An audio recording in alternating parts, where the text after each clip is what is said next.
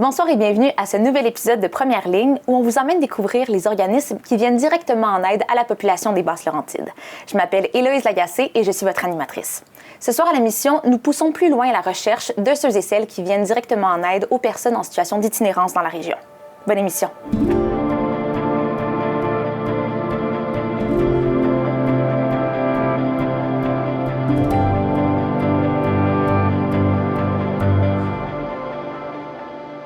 Comme expliqué l'épisode dernier, l'enjeu de l'itinérance a plusieurs facettes. Les raisons qui expliquent qu'une personne se soit retrouvée en situation d'itinérance sont multiples. Selon le ministère de la Santé et des Services sociaux, la raison ayant entraîné la perte du dernier logement la plus fréquemment rapportée est l'expulsion. Cette réalité peut entre autres être expliquée par la crise du logement qui affecte actuellement toute la province.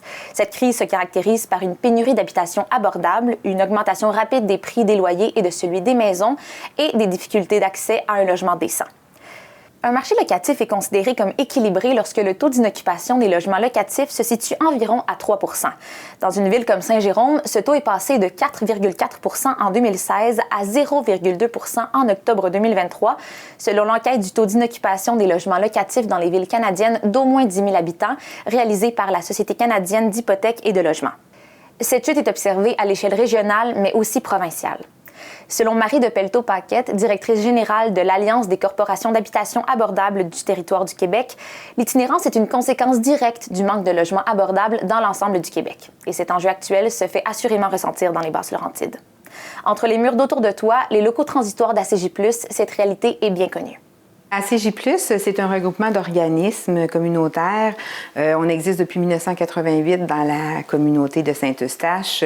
On a 5 maisons différentes. En 2015, c'est là qu'on a ouvert notre service Autour de toi parce que, selon des études, c'est démontré que quand la personne en situation d'itinérance a un lieu de résidence, son problème est réglé à 50 %. Après, il y a tout le 50 du soutien qu'elle a besoin, des démarches qu'elle a à faire, puis ça lui appartient. Mais le lieu de résidence, c'est déterminant dans sa réinsertion. Mais est arrivée la crise du logement. Puis cette crise-là, elle nous a confrontés. En fait, elle a confronté les intervenants à leur sentiment d'impuissance parce que toutes les gens qu'on accueille, nous, on accueille à peu près 300 personnes par année au répit de la rue, que ce soit en hébergement ou à l'accueil de jour.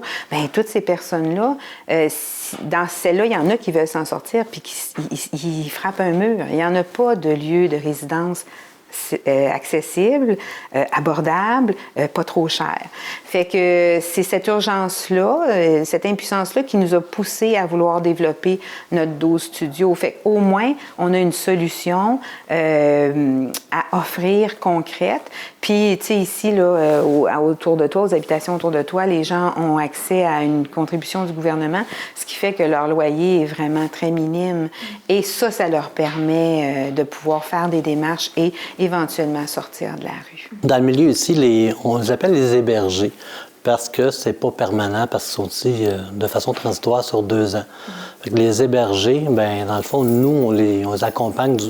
Dans le fond, l'idée qu'ils arrivent ici, l'idée, c'est qu'ils ne retournent pas à la rue, parce que souvent, ils arrivent de la rue. On fait une rencontre avec eux une fois par mois, une rencontre un peu psychosociale, projet de vie, projet de rêve, dépendant de où est-ce qu'ils sont dans leur vie. Il y en a qui sont des retraités, il y en a qui sont plus jeunes, il y en a qui travaillent, il y en a qui ont des problèmes divers. Fait que tout dépendant de où ils sont, on les amène à cheminer à travers ça. C'est sûr que quand les gens arrivent ici, ils sont habitués d'être en survie dans la rue. Puis souvent, il y a beaucoup d'émotions qui remontent en eux. Puis là, tout le sentiment un petit peu, OK, comment je fais, qu'est-ce que je fais, je me sens pas bon, mes compétences, où est-ce que je suis, où est-ce que je me situe. Fait que là, nous, on fait appel à plusieurs organismes. Qu'est-ce qui est possible? Qu'est-ce qui existe? C'est quoi les programmes, les services? Selon ce que je suis comme personne, où est-ce que je suis rendu dans ma vie? Conseil d'orientation, tout ça. Fait que c'est un petit peu ça.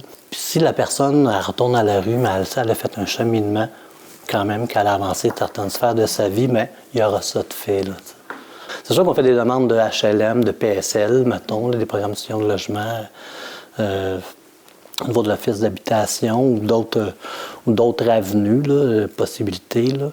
C'est ça, ils sont sur des listes d'attente, en fait. Là. Puis souvent, le 2 ans, ils ne couvrent pas cette liste, ce délai d'attente. Là. Fait que ça crée tout un petit peu... c'est ça, c'était pas si facile que ça. Là. C'était pas un succès, en fait, là, en partant. Je suis arrivé quand ils ont ouvert les portes, au mois de mars 2025. J'ai jamais comme vraiment vécu dans une...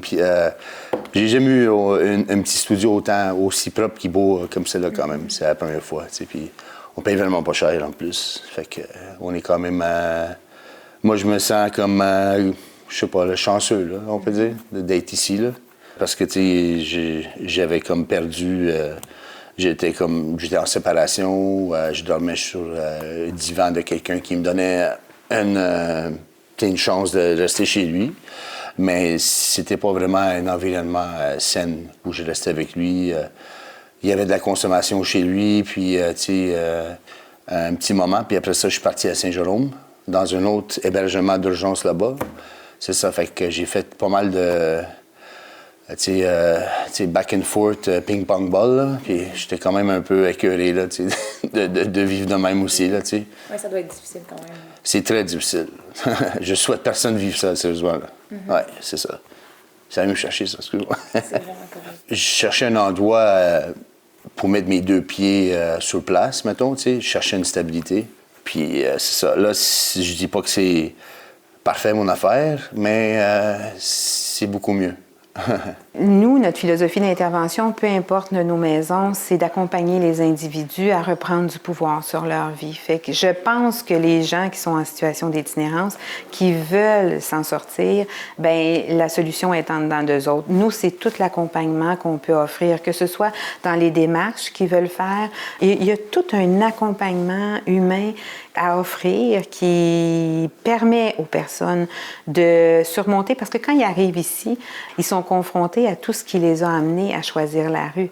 Ils ont souvent des mandats. Donc, ils peuvent être bientôt incarcérés. Ils ont beaucoup de démarches à faire au niveau de leur santé mentale, des rêves qu'ils espèrent puis qu'ils veulent faire, des problèmes de santé. Leur parcours de rue leur a amené un éventail de défis à surmonter.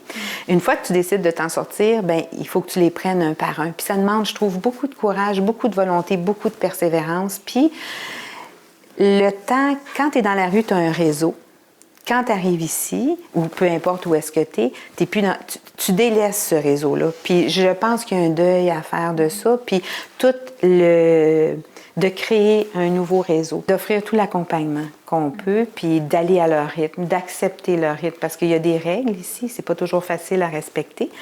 Puis ça prend de la patience, parce que c'est jusqu'où on peut aller pour accompagner la transition, parce que cette transition-là, elle peut être plus ou moins longue, dépendamment de la personne, dépendamment d'où est-ce qu'elle est dans son cheminement. Moi, je les aime bien, les intervenants. Ils sont toujours là t'écouter, t'aider le plus comme ils peuvent, sans jugement, c'est sûr. Puis c'est vraiment le fun d'être entouré par des gens humains comme ça, là. On est vraiment chanceux d'avoir des endroits comme ça qui s'ouvrent de plus en plus, un peu partout, là, parce que les gens de la rue, je pense pas qu'ils ont décidé d'être là, premièrement. Et puis je pense qu'ils ont besoin, ça va me chercher, parce que, en tout cas, je pense qu'ils ont besoin d'être écoutés, puis sans jugement, tu sais. Puis c'est grâce à des places comme ça que ça peut, tu sais, sortir de la rue. Mais il faut des efforts, tu sais. Ça vient pas tout seul, là. Il faut faire ses efforts aussi, là. Il faut être en action aussi. Le minimum d'action ou plus, puis c'est ça. Puis ça, c'est important, là, tu sais, parce que quand on est dans la rue puis on se sent seul, c'est vraiment... C'est pas un bon feeling, là, tu sais. C'est plate, quand même. Le monde de la rue, ils ont besoin d'être... je pense qu'ils ont le droit d'être écoutés puis... qu'on donne un coup de main là, à ces gens-là. Là, s'épauler le plus possible. Je pense que le monde, ce serait une meilleure place aussi là, si tout le monde s'épaulerait un peu plus. T'sais. Le soutien communautaire qu'on apporte à ces gens-là, c'est essentiel dans leur parcours. Si on n'est pas là, bien, trop souvent, ils vont être confrontés à des problèmes qu'ils trouvent insurmontables, puis ça va les démotiver à poursuivre leur démarche. Alors que quand on est là à les soutenir, à les mettre en lien, bien, c'est déterminant dans leur parcours. On a vraiment à cœur la philosophie. L'accompagnement des personnes à la reprise du pouvoir sur leur vie, c'est enraciné dans ce qu'on est. Fait que je souhaite qu'on maintienne la qualité de service, la qualité de relation qu'on établit avec les gens avec qui on aide. Puis j'espère qu'on va continuer d'évoluer au rythme des besoins.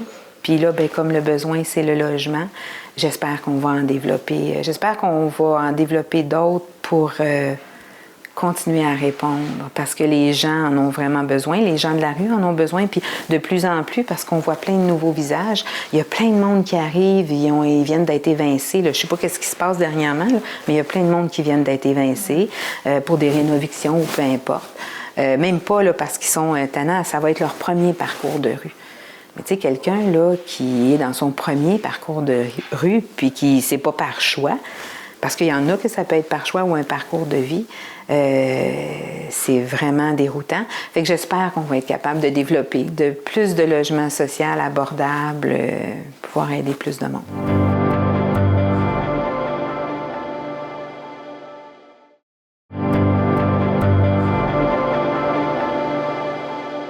Bien que de nombreux lieux comme ACJ+, existent dans la région, certains organismes offrent seulement le service d'hébergement aux femmes.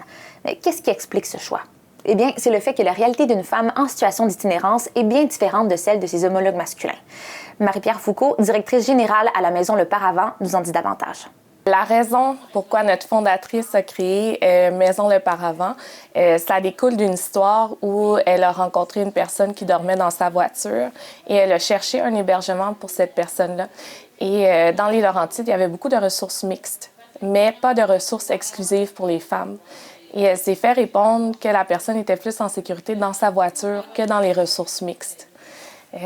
Suite à ça, elle a fait des recherches à Montréal, entre autres, où il y a des centres plus développés pour les femmes. Et elle a fini par lui trouver une place à cet endroit-là, mais ça l'a inspirée, en fait, à créer une nouvelle ressource vraiment dans les Laurentides pour pouvoir répondre à ce besoin-là et assurer la sécurité des femmes qui ont ce besoin.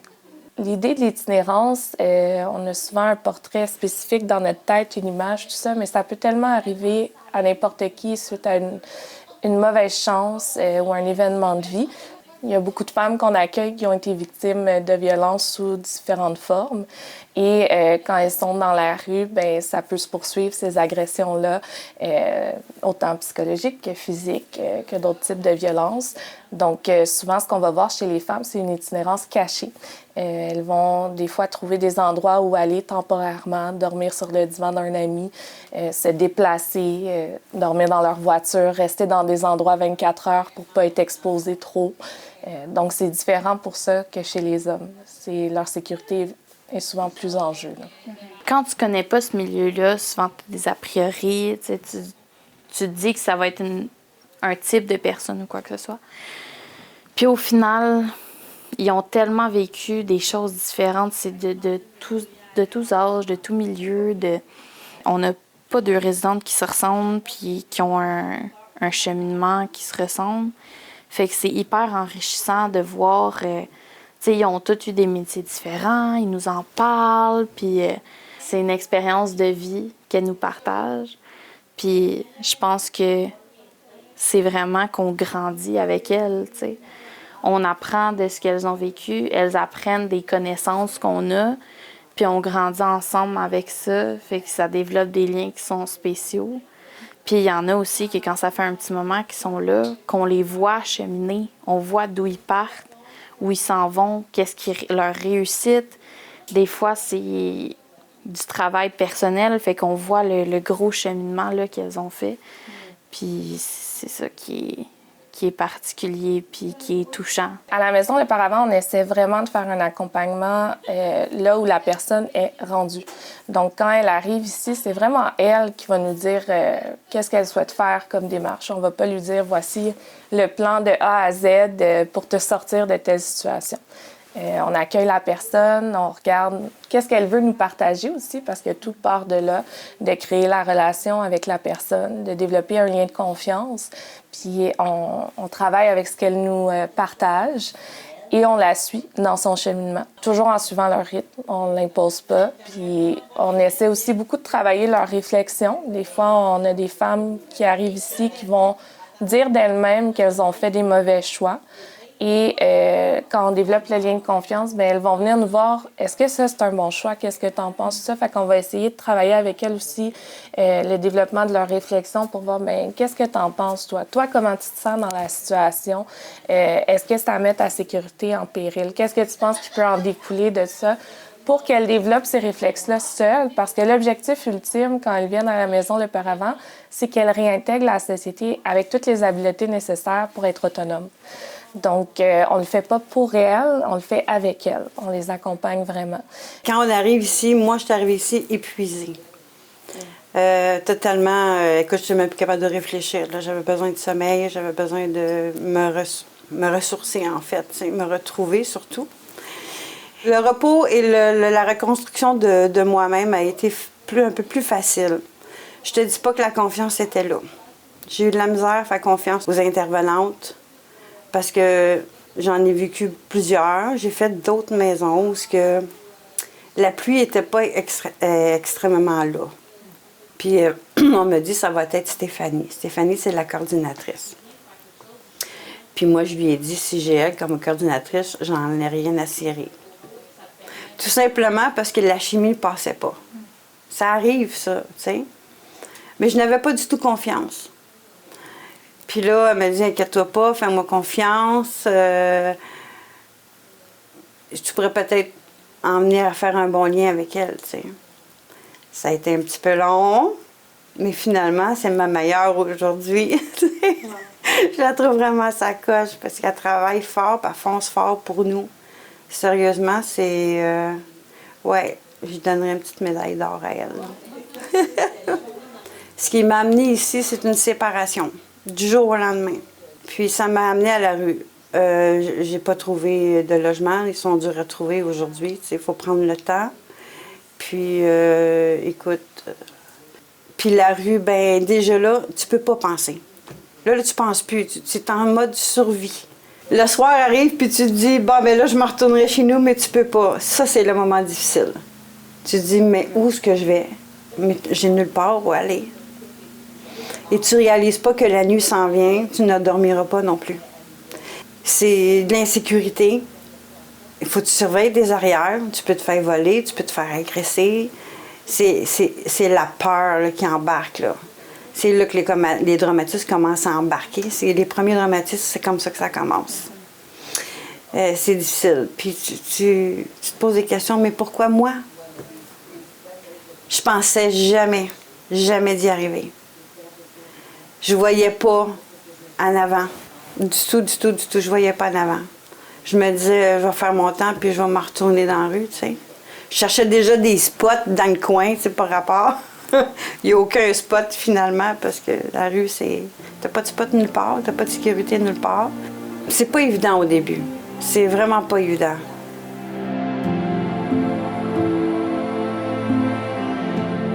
Aujourd'hui, on célèbre le départ d'une personne qui est là depuis environ 1 an et qui s'est enfin trouvé un appartement. Fait que.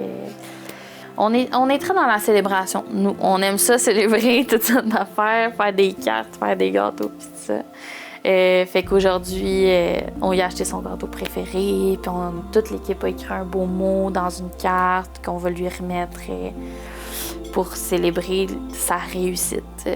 Parce que c'est important pour nous de souligner tout le travail qu'on a fait. T'sais. Oui, lui dire, c'est sûr, on lui répète qu'elle a bien travaillé, puis qu'on espère qu'elle est fière d'elle, tu sais. Mais ça reste que c'est le fun de faire une célébration autour de ça. Là. Tout comme la Maison Le Paravent, le Centre Le Phénix vise à offrir un soutien à ces femmes en situation précaire, mais aussi à leurs enfants. Le Centre Le Phénix est un organisme qui œuvre auprès des femmes en situation d'itinérance pour tout ce qui est hébergement transitoire ou d'urgence. Par contre, aussi, on a les volets de soutien avec stabilité résidentielle avec accompagnement. On a des intervenants sur la route qui voient tant hommes et femmes qui sont dans des difficultés là, au niveau de payer le loyer, la bouffe et tout ça. On sait qu'avec le contexte économique actuel, on a de plus en plus de cas et de causes. Alors voilà, c'est ce qu'on fait prioritairement. Et comme le visage de l'itinérance change beaucoup ces années-ci, bien maintenant on accueille les femmes avec enfants. Et depuis 2025, en 2025 seulement, on a eu plus de 25 enfants qui ont logé au centre. C'est une nouvelle tendance, malheureusement. Et étant donné que le panier d'épicerie, le coût a explosé, les salaires n'ont pas augmenté hein, au niveau des coûts de la vie. Donc, il y a des gens qui se retrouvent avec un emploi qui ne suffisent pas non plus à leurs propres besoins. Et souvent, il y a des enfants qui sont mis en cause et tout ça. Fait qu'effectivement, il y a beaucoup d'enfants qui se retrouvent à loger chez nous. On a aussi un partenariat avec la DPJ qui fait qu'on a des références soit des travailleurs sociaux et tout ça. À ce moment-là, on a ouvert cette optique-là parce qu'on ne se le cache pas, là, les femmes avec des enfants cherchent un endroit sécuritaire. Souvent, ça peut être, oui, on accueille les gens en violence conjugale, malgré qu'il y a des organismes là, spécifiés pour ça, mais quand même, il y en a qui arrivent chez nous puis ils ont besoin, a priori, de sécurité, d'avoir un toit sur la tête et d'avoir de la nourriture. Fait qu'on répond à ces besoins-là. Fait que quand on dit le visage de l'itinérance change, tout ça est dû avec le coût actuel de la vie, malheureusement. Moi, j'ai découvert le Centre Phoenix par une travailleuse sociale. J'avais une travailleuse sociale à Sainte-Adèle. Et puis, elle a découvert le Centre Phoenix parce que j'avais perdu mon appartement. Puis, à la dernière minute, elle a trouvé le Centre Phoenix. Puis, elle a fait appel au Centre Phoenix. Puis, c'est là que j'ai pu rentrer. Bien, en rentrant, disons que j'ai eu comme un malaise parce que ça fait comme peur, hein? C'est de l'inconnu. Mais je peux dire, 2-3 jours après, j'étais super bien. J'étais à l'aise. Je suis une fille qui aime rire, fait que j'avais pas de problème. J'étais très à l'aise. On est quand même 4. La 5e, elle s'en vient. On a une maman avec nous. Elle a une petite fille de 9 mois. Super gentille, puis c'est le fun. C'est vraiment le fun.